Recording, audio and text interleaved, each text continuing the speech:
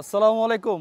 আমি বলছিলাম যে এই সাইজের কিছু ইলিশ, পুঁটি মাছ সাইজের কিছু ইলিশ আপনারা ওই ভারতে পাঠান। এটা নিয়ে আমাকে বলছে আমি নাকি ভারতের দালাল। এখন যে তোর বাপেরা ৩,০০০ টন ইলিশ পাঠাইতেছে, এখনকার দালাল বলবি? আমি বলছিলাম যে পূজার সময় এই সাইজের ইলিশগুলা, যেগুলা পুঁটি মাছ সাইজের ইলিশ আছে, এগুলো আমি পাঠাইতে চাই। এখন ৩,০০০ টন ইলিশ যাচ্ছে। বুঝো, তুমি তুমি ইলিশ রপ্তানি করবা না। ইলিশ আরেক দেশে তাদের পূজা উৎসব, সেখানে তুমি পাঠাবা না।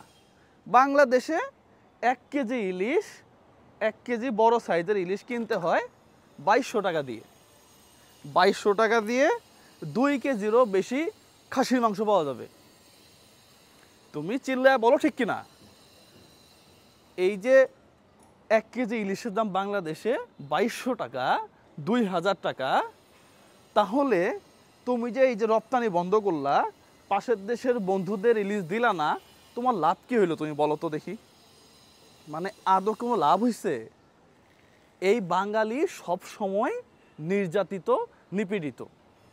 যেই ভদ্রলোক ইলিশ ধরছে, ও কিন্তু এই যে এই সাইজের ইলিশটা, এই সাইজের ইলিশটা, এটা ছোট, এটা হ্যাঁ, এটা ছোট, এটা ও 300 টাকা কেজিও বিক্রি করতে পারে নাই। মার্কেটে আসার পরে এগুলা 700-800 টাকা কেজি হয়। আর বড় সাইজের যেগুলা, সেগুলা ওই যেই জেলে যেই ভদ্রলোক ধরে আর কি, ও বিক্রি করতে পারে না 700 টাকা 800 টাকা কেজি। আর তোমরা বাজারে নিয়ে এসে সেম সাইজের ইলিশ বিক্রি করো 2200 টাকা কেজি। তুমি গাড়িতে ঘুরো, তুমি গাড়িতে ঘুরো।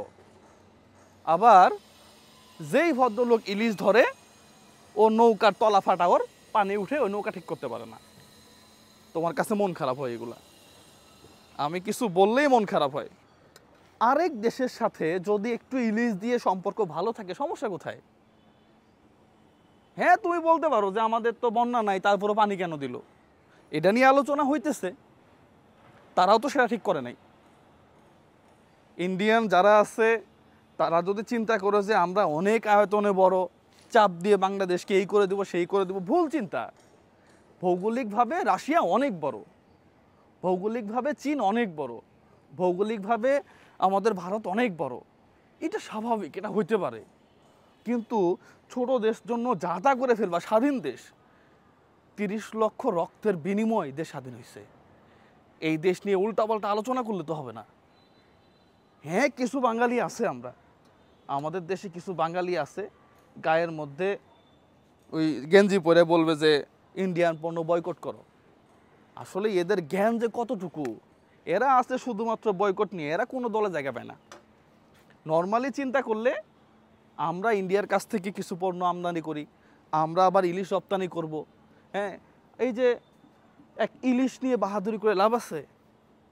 যেই দেশে ইলিশ কিনতে হয় 2200 টাকা কেজি, এক ইলিশ নিয়ে বাহাদুরি করে হ্যাঁ যা তা করে ফেলেছে, আমারে বলে দালাল। আমি পূজা উপলক্ষে কিছু ইলিশ দিতে চাইছি, আমারে বলতেছে দালাল। আরে আজব ব্যাপার, 2-3 টন ইলিশ দিলে কি এমন হবে? বাংলাদেশের সাধারণ মানুষ জিজ্ঞাসা করে দেখো, যারা রাস্তায়, এরা 3-4 বছরেও এই যে ইলিশ খাইতে পারে না। 2200 টাকা কেজি, 2000 টাকা কেজি ইলিশ হইলে ইলিশ খাবে কেমনে? খাসির দামের চেয়েও বেশি। এই হচ্ছে আমাদের অবস্থা। ভাই, ইলিশ নিয়ে গর্ব করে লাভ নাই। চিকিৎসা খাতের অবস্থা একেবারে ভয়াবহ।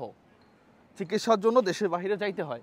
এক ইলিশ নিয়ে বিতর্ক করে, এক ইন্ডিয়ান পণ্য নিয়ে বিতর্ক করে, আমার চাচা ইন্ডিয়াতে গেছে, বলতেছে যে ইন্ডিয়ার লোক খারাপ ব্যবহার করে। কেন? কয় এই যে কিসের তর্ক বিতর্ক হইতেছে, আজব ব্যাপার। বাংলাদেশে একটা পাঁচা সার্জারি করতে গেলে কয় টাকা লাগে? ওই যে গুড়ি বের হইলে, ইন্ডিয়াতে যাও অর্ধেক টাকা লাগবে। তোমার মন খারাপ হয় এগুলো শুনলে? দেখো, দুইটা দেশের মধ্যে আমরা চাই শান্তি। যুদ্ধ, দুইটা দেশের সাথে সম্পর্ক খারাপ, এইটা কোনো দেশের জন্যই ভালো কিছু বয়ে আনবে না, কোনো দেশের জন্যই না। তো একটু ইলিশ দিয়ে যদি দাদারা পূজাতে একটু খেয়ে যদি খুশি হয়, এটা খারাপ কিছু না তো। আমার কাছে এটা পজিটিভ মনে হয়। দ্বিতীয়ত, অনাকাঙ্ক্ষিত পানি বলেন, তিস্তার বাঁধের কথা বলেন, খরার সময় পানি নাই বলেন, সীমান্ত হত্যা বলেন, এগুলাকে তীব্র নিন্দা প্রতিবাদ জানাই। এগুলো আপনারা দেখেন, এগুলা বন্ধ করেন। এটা স্বাধীন দেশ। এই স্বাধীন দেশে কেউ চাইলেই হুটহাট করে এসে আমাদের সীমান্তে ঢুকে পড়ে আরেকজনকে গুলি করে মেরে ফেলবে, এটা আমরা প্রস্তুতি দিতে পারি না। আন্তর্জাতিক আইন আছে, আন্তর্জাতিক আইনে আমাদের যারা উপদেষ্টা আছে তারা কথা বলতেছে। তবে এই যে 3000 টন ইলিশ, হ্যাঁ, এটা খান আপনারা, খেয়ে পূজা এনজয় করেন। আপনাদের পূজার জন্য শুভকামনা। পাশাপাশি আমাদের দালাল বলে লাভ নাই। তোমাদের বাপ রাজা দিল, আমদানি রপ্তানি করার অনুমতি দিল, তাদেরকে বলো এখন দালাল। ভাই, সম্পর্ক ভালো রাখার জন্য অনেক কিছু করতে হয়। তোমাকে বিশ্ব রাজনীতি বুঝতে হবে। আসসালামু আলাইকুম রহমতুল্লাহ।